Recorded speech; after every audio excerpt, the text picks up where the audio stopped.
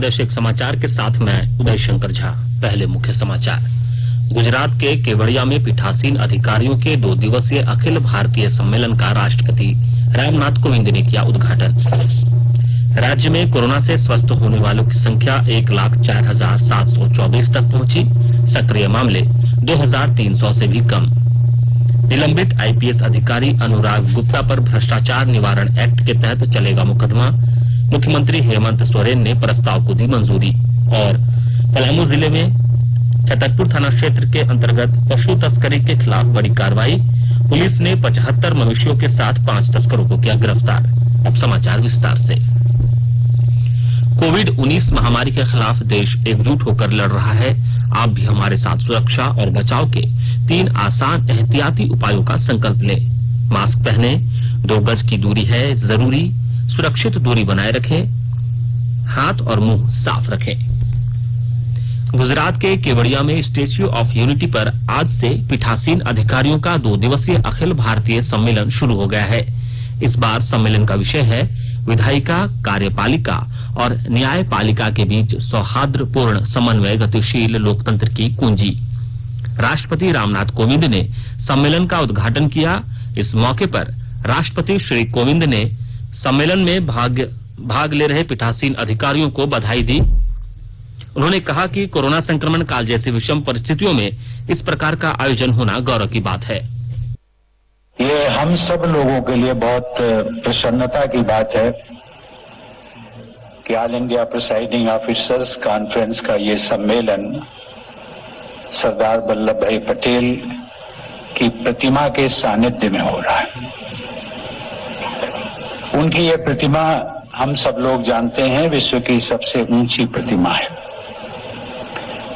ये हम सभी देशवासियों के लिए गौरव की बात है। एक युग था जब यूनाइटेड स्टेट्स की जो स्टैच्यू ऑफ लिबर्टी थी उसको विश्व की सर्वोच्च ऊंची प्रतिमा माना जाता था। और इस दृष्टि से मैं कहता हूं कि आज हम सब भारतवासियों के लिए यह गौरव का विषय है।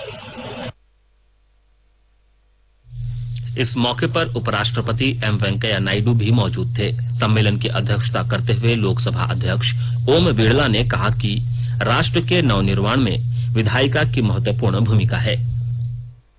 एक जनप्रतिनिधि के रूप में हमें अपने संवैधानिक मूल्यों के प्रति दृढ़ रहकर अपने कर्तव्यों का सम्यक निर्वहन करने हुए समाज के आखिर व्यक्ति के उत्थान और कल्याण के लिए सदैव प्रयत्नशील रहना चाहिए।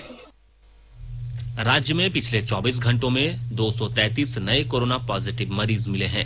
वहीं कोरोना से 191 मरीज स्वस्थ हुए हैं, जबकि 2 मरीजों की मौत हुई है।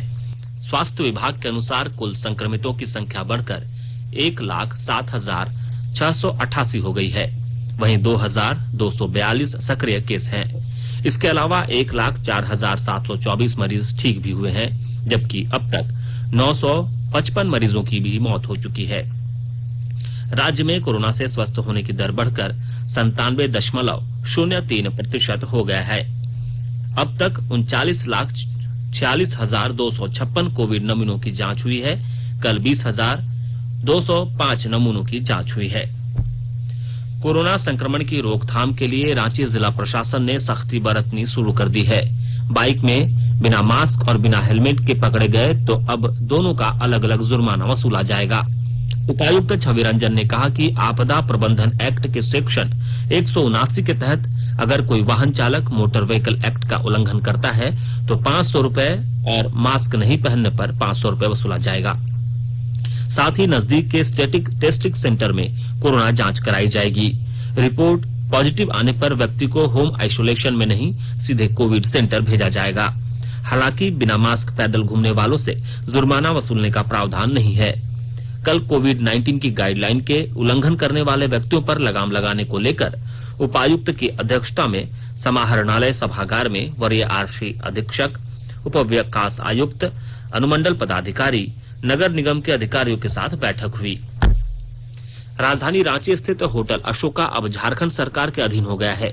भारत पर्यटन विकास निगम और झारखंड सरकार के बीच होटल अशोका के शेयर होल्डर के हस्तांतरण की प्रक्रिया कल पूरी कर ली गई। सचिवालय में आयोजित कार्यक्रम में भारत पर्यटन विकास निगम और झारखंड पर्यटन विभाग के एक करार पर हस्ताक्षर किया। इस करार के बाद अब होटल में 62.5% शेयर की हिस्सेदारी झारखंड सरकार की हो गई है, जबकि 37.5% हिस्सेदारी बिहार सरकार की है। इससे पहले भारत पर्यटन विकास निगम और बिहार पर्यटन के पास संयुक्त रूप से 87.57% शेयर था। होटल के मालिकाना हक को लेकर झारखंड गठन के बाद से ही मांग हो रही थी। 25 जून को ही होटल अशोका को लेकर सीएम हेमंत सोरेन की अध्यक्षता में एक बैठक की गई थी। बैठक में यह निर्देश दिया गया था कि झारखंड सरकार होटल अशोका के सभी शेयर खरीदे। मुख्यमंत्री ने निर्देश दिया था कि होटल अशोका झारखंड की बड़ी संपत्ति है, इसलिए सरकार इसे अपने पास ही रखेगी। राज्य गठन के पहले भारत पर्यटन विकास निगम का 51% और बिहार सरकार का 49% शेयर इसमें था। राज्य बनने के बाद बिहार के 49% शेयर में से 12.25% शेयर झारखंड को दे दिया गया था। मुख्यमंत्री हेमंत सोरेन के पैतृक गांव नेमरा में प्रधानमंत्री आवास योजना के लाभुकों के बीच 171 स्वीकृति पत्र वितरण किया गया। मौके पर रामगढ़ विधायक ममता देवी ने 65 लाभुकों को गृह प्रवेश भी कराया। विस्तृत ब्यौरा दे रहे हैं हमारे रामगढ़ संवाददाता। मुख्यमंत्री श्री हेमंत सोरेन के पैतृक गांव नेमरा में प्रधानमंत्री आवास योजना के लाभुकों के बीच 171 स्वीकृति पत्र का वितरण रामगढ़ विधायक श्रीमती ममता देवी ने किया। इस मौके पर विधायक ने 65 लाभुकों को गृह प्रवेश भी कराया। इस दौरान गोला प्रखंड विकास पदाधिकारी के साथ कई प्रशासनिक अधिकारियों के अलावा लाभुक भी उपस्थित थे। इस क्रम में सरकार द्वारा चलाई जा रही योजना के तहत श्रमिकों के लिए बनाए जा रहे श्रमिक कार्ड का भी वितरण किया गया। इस दौरान लोगों से बात करते हुए माननीय विधायक ने कहा कि सरकार ग्रामीणों के जीवन स्तर को ऊपर उठाने के उद्देश्य से लगातार कार्य कर रही है। इसके लिए सरकार द्वारा विभिन्न जन कल्याणकारी योजनाएं भी चलाई जा रही है। उन्होंने यह भी कहा कि किसी भी प्रकार की कोई समस्या है तो उससे संबंधित आवेदन नजदीकी सरकारी कार्यालय अथवा प्रखंड विकास पदाधिकारी के कार्यालय में दें, उस पर तुरंत कार्रवाई की जाएगी। प्रधानमंत्री आवास योजना के सफल क्रियान्वयन के लिए पूरे देश में रामगढ़ जिले को तीसरा स्थान प्राप्त हुआ है। कौशल किशोर तिवारी, आकाशवाणी समाचार, रामगढ़। आकाशवाणी के ताजा तरीन समाचारों के लिए आप हमारी वेबसाइट newsonair.com पर लॉग ऑन कर सकते हैं। ताजा समाचार Twitter handle @AIR News Alerts और Facebook page all India radio news पर भी उपलब्ध है। आप प्रादेशिक समाचार एकांश के ट्विटर हैंडल @AIR News_रांची और Facebook page AIR News Ranchi के अलावा YouTube channel regional news unit Ranchi पर भी हमारे बुलेटिन सुन सकते हैं। प्रादेशिक समाचार आप आकाशवाणी रांची से सुन रहे हैं। और अब पेश है कोरोना से बचाव के कुछ संदेश।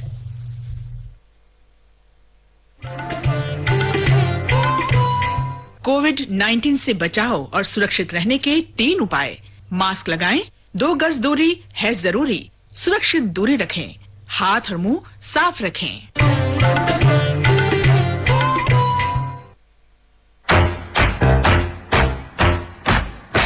चलो मिलकर एक शुरुआत करें, चलो एक फैसला आज करें, मास्क नहीं तो टोकेंगे, कोरोना को रोकेंगे, चलो एक वादा करते हैं, चलो एक वादा करते हैं, मास्क नहीं तो टोकेंगे, कोरोना को रोकेंगे।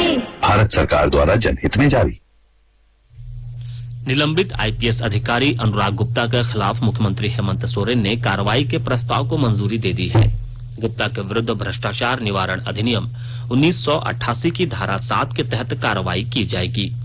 राज्यसभा चुनाव 2016 में हॉर्स ट्रेडिंग मामले में आरोपी एडीजी अनुराग गुप्ता के खिलाफ पहले से चुनाव आयोग के आदेश पर विभागीय कार्रवाई चल रही है।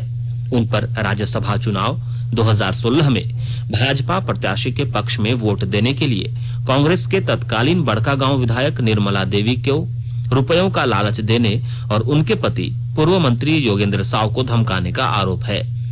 मोबाइल फोन पर हुई बातचीत का ऑडियो उच्च न्यायालय में भी प्रस्तुत किया गया है।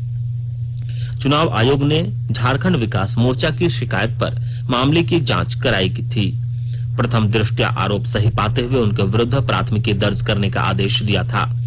29 मार्च 2018 को जगन्नाथपुर थाना में प्राथमिकी दर्ज की गई थी।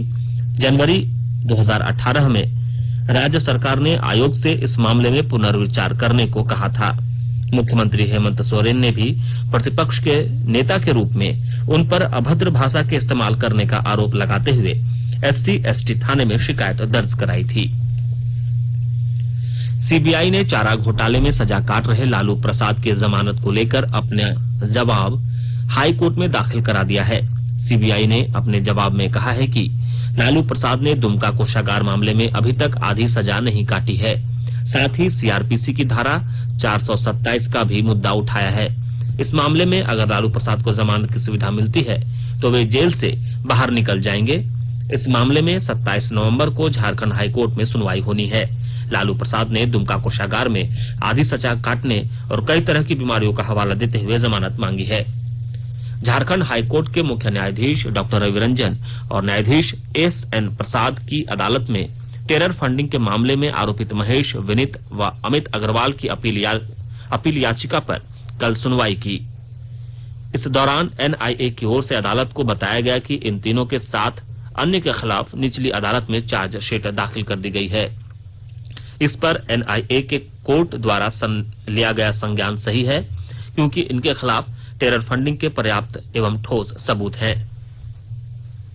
चतरा जिले के टंडवा प्रखंड के बिंगलात में ट्रांसपोर्ट कंपनियों द्वारा बकाया भाड़ा भुगतान से परेशान वाहन मालिक की आत्महत्या मामले को लेकर ट्रक हाईवा एसोसिएशन और ग्रामीण आंदोलित हो गए हैं।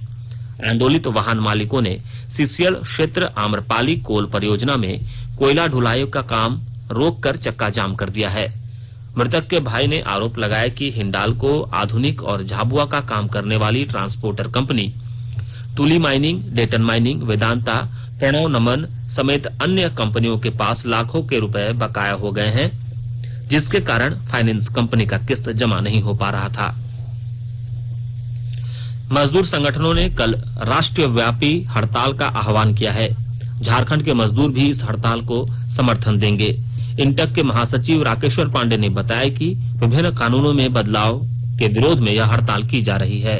एक ओर जहां मजदूर संगठनों की ओर से हड़ताल सफल बनाने की तैयारी की जा रही है, वहीं प्रबंधन ने मजदूरों से हड़ताल पर नहीं जाने की अपील की है। पलामू जिले के छतरपुर थाना क्षेत्र में पशु तस्करों द्वारा बड़े पैमाने पर तस्करी की जा रही थी। जिले के पुलिस अधीक्षक संजीव कुमार ने इसे गंभीरता से लेते हुए तस्करों पर कार्रवाई शुरू कर दी है। पुलिस अधीक्षक के निर्देश पर कल देर रात छतरपुर के SDPO शंभू कुमार सिंह के नेतृत्व में पुलिस ने कार्रवाई करते हुए 75 मवेशियों के साथ 5 तस्करों को गिरफ्तार किया। SDPO शेर सिंह ने बताया कि इस वर्ष छतरपुर पुलिस ने 1000 से अधिक पशुओं को तस्करों के हाथों से बचाया है। मौसम विभाग के पूर्वानुमान के अनुसार आज से राजधानी रांची में हल्के बादल छाए रह सकते हैं। 26 और 27 नवंबर को बारिश होने की भी संभावना जताई गई है। शुक्रवार से फिर से मौसम साफ रह सकता है। इस बीच शहर का न्यूनतम तापमान लगभग 14 डिग्री और उच्चतम लगभग 25 डिग्री सेल्सियस के आसपास रह सकता है। रांची में मंगलवार को मौसम साफ रहा। शहर का न्यूनतम तापमान 10.1 डिग्री और उच्चतम 26.4 डिग्री सेल्सियस दर्ज किया गया है। अंत में मुख्य समाचार एक बार फिर। गुजरात के केवड़िया में पीठासीन अधिकारियों के 2 दिवसीय अखिल भारतीय सम्मेलन का राष्ट्रपति रामनाथ कोविंद ने किया उद्घाटन। राज्य में कोरोना से स्वस्थ होने वालों की संख्या 1,04,724 तक पहुंची। सक्रिय मामले 2,300 से भी कम। निलंबित IPS अधिकारी अनुराग गुप्ता पर भ्रष्टाचार निवारण एक्ट के तहत चलेगा मुकदमा। मुख्यमंत्री हेमंत सोरेन ने प्रस्ताव को दी मंजूरी। और पलामू जिले के छतरपुर थाना क्षेत्र में पशु तस्करी के खिलाफ बड़ी कार्रवाई। पुलिस ने 75 मवेशियों के साथ 5 तस्करों को किया गिरफ्तार। इसके साथ ही आकाशवाणी रांची से प्रादेशिक समाचार का यह बुलेटिन समाप्त हुआ। नमस्कार। घर में रहिए, सुरक्षित रहिए और सुनते रहिए आकाशवाणी।